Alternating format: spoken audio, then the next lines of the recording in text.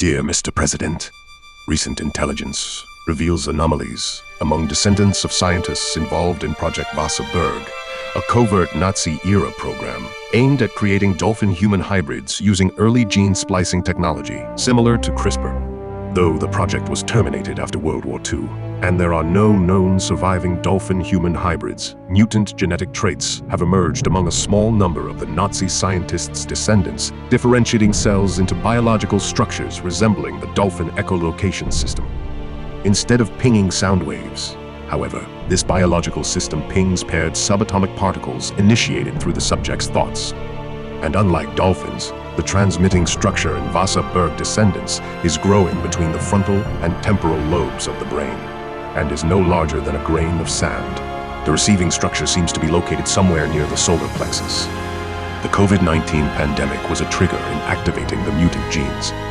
For subjects who have inherited the trait from both maternal and paternal grandparents, the outcomes can be severe. Of particular interest is a music teacher from New York City by the name of Owen Vega.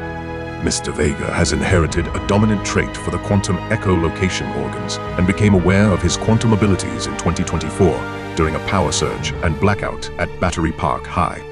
He has invested considerable resources into creating a mask which generates a tiny electromagnetic pulse near the echolocation transmitter in his brain. This mask helps him exert conscious control over the quantum realm. If further refined, this capability could be weaponized or exploited, creating a national security risk. Respectfully. In the continuing saga of Owen Vega, known to the world, or at least TikTok, as Dolphin, Chapter 6 opened with our hero pedaling his way home on a city bike. The Brooklyn Bridge stretched ahead, connecting the New York City skyline. Owen's mind was awash with the events at Battery Park High. One peculiar afternoon, the lights went out. In the chaos, I could feel the universe shout. Classroom shadows turned to waves of sound. Colors danced, the cosmos all around. Suddenly, I'm back at the pool, 10 years old.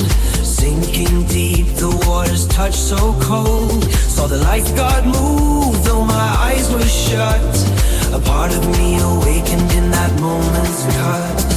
I can see sound, I can feel the light. Every pulse of the cosmos burning bright. Reality bends where my thoughts take flight. A music teacher by day, a dreamer by night. As Owen cycled, the hum of the city seemed different.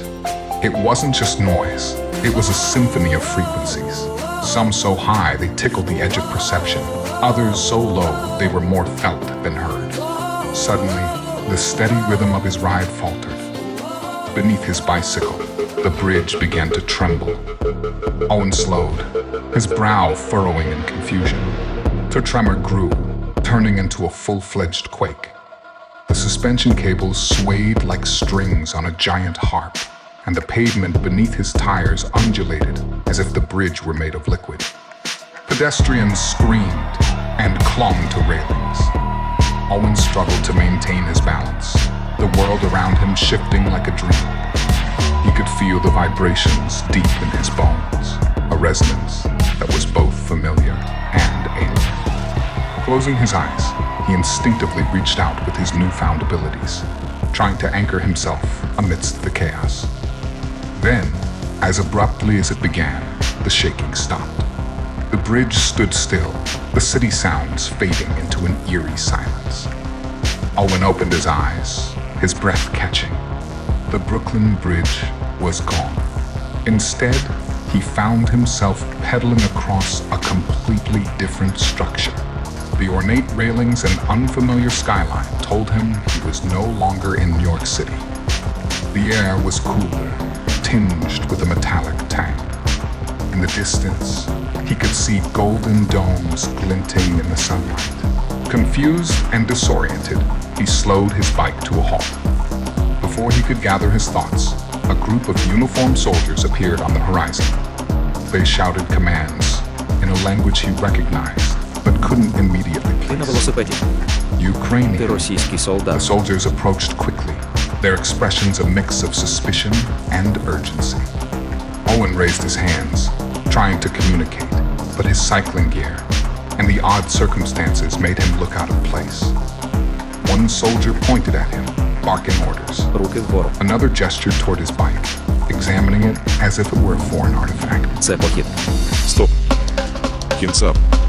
You in Ukraine. One of them shouted in heavily accented English. Owen complied, his heart pounding. No, I'm not Russian. He stammered, piecing together the situation. His mind raced. Somehow, he had been transported to Ukraine, and these soldiers likely mistook him for an enemy combatant. The tension was palpable. Owen's thoughts spiraled, but he focused on the vibrations around him. The soldiers' voices, the hum of distant machinery, the faint rustle of leaves. In the wind, they all formed a pattern. He closed his eyes, letting the sounds guide him. I'm American. He said slowly.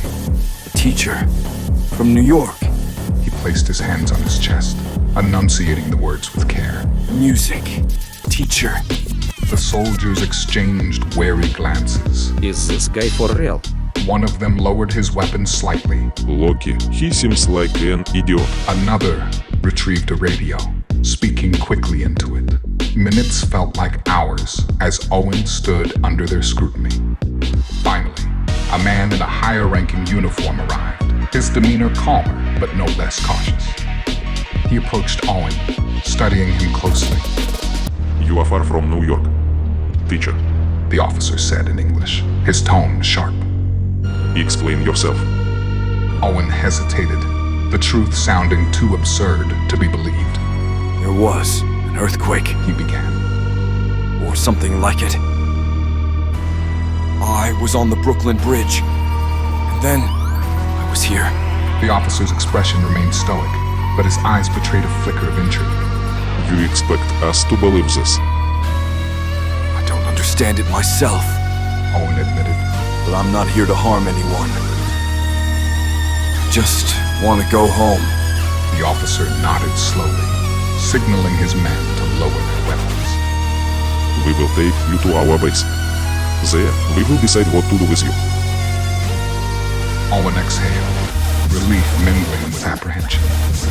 As he was escorted off the bridge, he tried to process what was happening.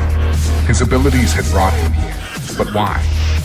And more importantly, how could he use them to get back? The journey ahead was uncertain, but one thing was clear. Owen's exploration of his powers was far from over. The bridge had connected him to a new chapter, one that would test not only his abilities, but also his resolve.